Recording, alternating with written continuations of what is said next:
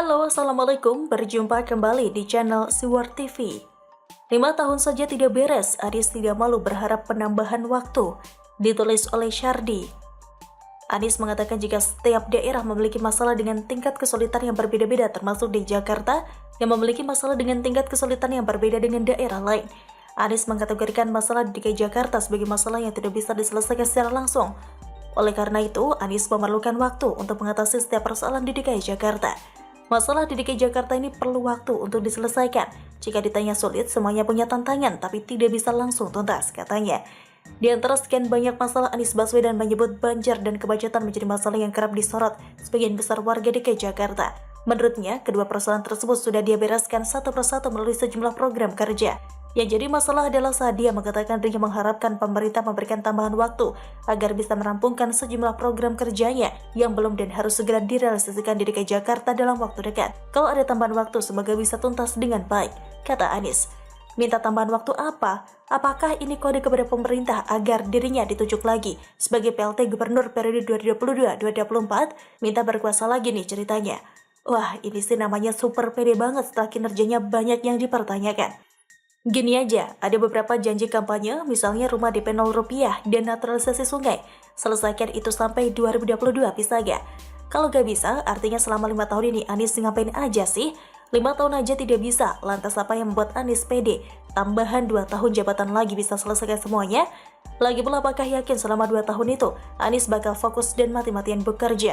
Atau malah fokus untuk menjual mukanya di publik demi modal politik di tahun 2024? Selesaikan dulu program kampanyenya, baru minta perpanjangan waktu. Jangan nanti dikasih waktu tambahan, ternyata dia tetap tidak bisa selesaikan. Takutnya dia malah bersilat lidah merata kata membuat jutaan alasan. Atau malah paling parah, dia bakal tiarap dan tidak mau menjawab apalagi klarifikasi. Ingat Formula E, ingat betapa diamnya Anies seolah Formula E harus dilindungi dengan ketat. Kerja banyak yang tidak selesai tetapi pintar memainkan gagasan dan narasi perpanjangan waktu. Kalau soal bersilat lidah memang Anies tiada tandingan. Jabatan masih ada setahun lagi tapi Anies sudah bicara soal perpanjangan waktu. Serakah banget ini orang. Kerja tidak difokuskan. Tampak jelas kalau dia sering memikirkan ini. Makanya entah sengaja atau keceplosan mengungkit wacana ini. Pernyataan Anies membuat seorang guru besar Institut Pertanian Bogor atau IPB, Profesor Hairil Anwar Noto Diputro, bertanya-tanya. Minta tambahan waktu? Bukankah masih bisa mencalonkan untuk periode kedua ya? Tanya dia. Atau maksudnya diberi perpanjangan waktu oleh pemerintah. Lalu bagaimana mekanismenya ya? Payung hukumnya apa? Kata dia. Soal payung hukum silakan tanya pada Anies saja. Kan dia terkenal beberapa kali suka menabrak aturan. Salah satunya di awal dia menjabat. Jalan di Tanah Abang ditutup untuk memfasilitasi PKL berjualan. Terobosan yang sangat memalukan. Banyak yang percaya kalaupun Anies diberi tambahan masa jabatan, hasilnya tetap sama. Tak becus, tetap akan menjadi tidak becus. Lebih pintar menata kata, mungkin memang takdirnya seperti itu dan sulit diubah. Siap tuntaskan jika diberi waktu tambahan? Kata-kata yang sangat manis sekali. Sayangnya tidak ada yang mau percaya lagi dengan kata-kata dia. Publik sudah trauma dan ragu karena perkataannya di masa depan bisa dikurangi levelnya. Ibarat ngakunya mampu makan pedas level 10, ternyata hanya mampu makan sampai level 3 aja. Narasinya yang bombastis, kinerjanya yang tipis dan memprihatinkan. Tapi saya yakin, mau gimana pun, Anies tetap meletakkan jabatannya dan menunggu 2 tahun. Karena memang sudah aturannya, Anies hanya berada di waktu yang kurang tepat sebagai gubernur. Tapi itu bukan masalah sih sebenarnya. Kalau memang kinerja hebat, mau nganggur 2 tahun pun orang-orang akan tetap ingat. Kalau pada dasarnya memang tidak becus, mau jabat berapa tahun pun sama aja. Bagaimana menurut Anda? Silahkan tulis komen Anda di kolom komentar. Jangan lupa untuk like, subscribe, dan share. Siwar TV pamit, sampai jumpa. Wassalamualaikum warahmatullahi wabarakatuh.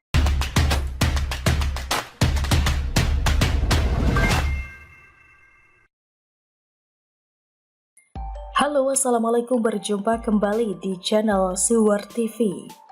Lebih percaya profesor ini atau Musni Umar, Rocky Gerung, Rizal Ramli, dan lain-lain? Ditulis oleh Syardi. Seorang profesor sekaligus peneliti di National University of Singapore, Hisar Mahbubani, memuji Jokowi sebagai sosok pemimpin yang jenius. Dia menyebut Jokowi pemimpin paling efektif di dunia. Hal ini dia sampaikan dalam tulisan yang berjudul The Genius of Jokowi yang tayang pada 6 Oktober 2021 di Project Syndicate, sebuah media nirlaba yang fokus pada isu-isu internasional. Dia mengatakan model pemerintahan Jokowi bisa dipelajari oleh dunia. Pada saat bahkan beberapa negara demokrasi kaya memilih penipu sebagai pemimpin politik mereka, keberhasilan Presiden Indonesia Joko Widodo layak mendapatkan pengakuan dan penghargaan yang lebih luas. Jokowi memberikan model pemerintahan yang baik yang dapat dipelajari oleh seluruh dunia, kata Kishore Mahbubani dalam tulisannya. Sebagai permulaan, Jokowi telah menjembatani kesenjangan politik Indonesia. Hampir 1 tahun setelah Joe Biden memenangi pemilihan Presiden Amerika Serikat 2020, 78% dari Partai Republik masih tidak percaya dia terpilih secara sah. Biden menjabat sebagai senator Amerika Serikat selama 36 tahun, tetapi dia tidak dapat menyembuhkan perpecahan partisan Amerika. Sebaliknya, Capres dan Cawapres yang dikalahkan Jokowi dalam pemilihannya kembali 2014, Prabowo Subianto dan Sandiaga Uno, kini menjabat di kabinetnya masing-masing sebagai Menteri Pertahanan dan Menteri Pariwisata, katanya lagi. Dia juga menyoroti cara Jokowi membalikkan momentum pertemuan partai-partai paling Islamis di Indonesia dan membandingkannya dengan Presiden Brasil Jair Bolsonaro yang memperparah perpecahan di Brasil. Selain itu, dia juga mengungkit soal Omnibus Law tahun lalu yang bertujuan untuk meningkatkan investasi dan menciptakan lapangan kerja baru. Dengan alasan di atas, Jokowi dianggap telah menerapkan standar baru dalam pemerintahan Indonesia, di mana menurutnya negara demokrasi lain harusnya iri dan bisa belajar dari sana. Lebih percaya apa kata profesor ini atau narasi basi yang dihembuskan oleh gerombolan sebelah seperti Pigai, Refli Harun, Rizal Ramli, Rocky Gerung, dan lain-lain? Kalau soal penghormatan dan apresiasi dari dunia luar, rasanya sudah cukup membuktikan kalau pemerintahan Jokowi efektif dan lebih baik dari pemerintahan sebelumnya. Di dalam negeri banyak komentator politik yang katanya cerdas, pintar, label profesor, rektor, dan lain-lain, tapi logikanya sakit dan konyol. Mereka pintar tapi seolah sengaja ingin melakukan pembodohan publik hanya karena tidak terima pernah mengalami masa lalu yang tidak mengenakan.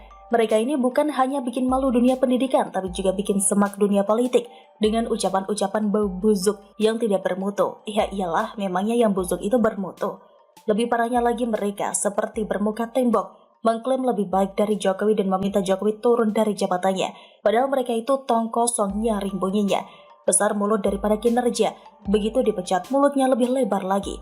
Selain memuji pemerintahan Jokowi baru-baru ini, ternyata Profesor Kisor dulu juga pernah memuji Ahok saat menjabat sebagai Gubernur DKI Jakarta. Dia menilai Ahok mirip Lee Kuan Yew, Perdana Menteri pertama Singapura. Anda beruntung karena punya gubernur seperti Ahok. Dia seolah mengingatkan saya seperti Mr. Lee Kuan Yew saat masih muda, katanya pada tahun 2016 lalu. Dia ingin mengerjakan sesuatu sampai selesai, bukan melihat rencana-rencana saja.